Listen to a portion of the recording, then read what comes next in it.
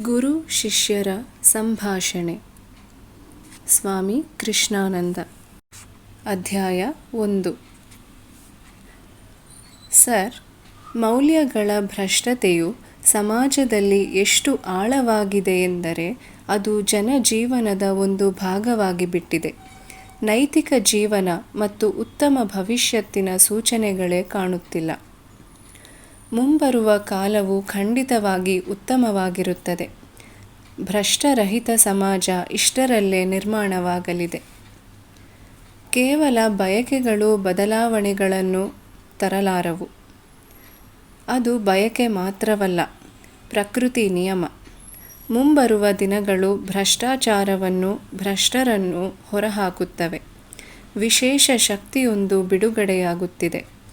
ಅದಿರಲಿ, ಸಮಾಜದ ಬಗ್ಗೆ ಮಾತನಾಡುವುದನ್ನು ಬಿಟ್ಟು ನಮ್ಮನ್ನು ನಾವು ನೋಡಿಕೊಳ್ಳೋಣ. ಮೊದಲು ನಮ್ಮನ್ನು ನಾವು ಪರಿಶುದ್ಧಗೊಳಿಸಿಕೊಳ್ಳೋಣ. ಎಲ್ಲರೂ ಹೀಗೆ ಮಾಡಿದರೆ ಸಮಾಜ ಜೀವನವು ತಾನಾಗಿಯೇ ಪರಿಶುದ್ಧವಾಗುತ್ತದೆ. ಸರ್, ಇದು ಅಸಾಧ್ಯವೆಂದು ನನಗನಿಸುತ್ತದೆ. ಉದಾಹರಣೆಗೆ, ಒಬ್ಬ ನೌಕರನು ನೀತಿವಂತನಾಗಿರಲು ಪ್ರಯತ್ನಿಸಿದರೆ ಅವನ ಸುತ್ತಲಿರುವ ಉಳಿದ ನೌಕರರು ಅವನಿಗೆ ಕಿರುಕುಳ ಕೊಡಲಾರಂಭಿಸುತ್ತಾರೆ. ಹಾಗಿದ್ದಲ್ಲಿ ಅವನು ಹೇಗೆ ಬದುಕಬಲ್ಲ? ಗಾಂಧಿಯಂತೆ. ಎಲ್ಲರೂ ಗಾಂಧಿಯಲ್ಲವಲ್ಲ? ಎಲ್ಲರೂ ಗಾಂಧಿಯಾಗಲು ಸಾಧ್ಯ. ಅದನ್ನೇ ನಾನು ನಿಮಗೆ ತಿಳಿಸಲು ಯತ್ನಿಸುತ್ತಿದ್ದೇನೆ. ಪ್ರತಿಯೊಬ್ಬರ ಆಂತರ್ಯದಲ್ಲೂ ಚೈತನ್ಯದ ಆಕರವಿದೆ.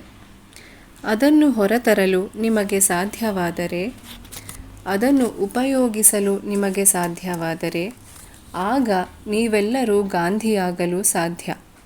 ನನ್ನ ಮಾತನ್ನು ಲಘುವಾಗಿ ಪರಿಗಣಿಸದಿರಿ. ನೀವು ಇದುವರೆಗೂ ಪ್ರಯತ್ನಿಸಿಲ್ಲ ಅಷ್ಟೆ. ಆ ಚೈತನ್ಯವನ್ನು ಹೊರತರುವ ಬಗೆ ಹೇಗೆ? ಆರಂಭದಲ್ಲಿ ಧ್ಯಾನದ ಮೂಲಕ. ತ್ಯಾಗವಿಲ್ಲದೆ ಏನನ್ನೂ ಸಾಧಿಸಲು ಸಾಧ್ಯವಿಲ್ಲ.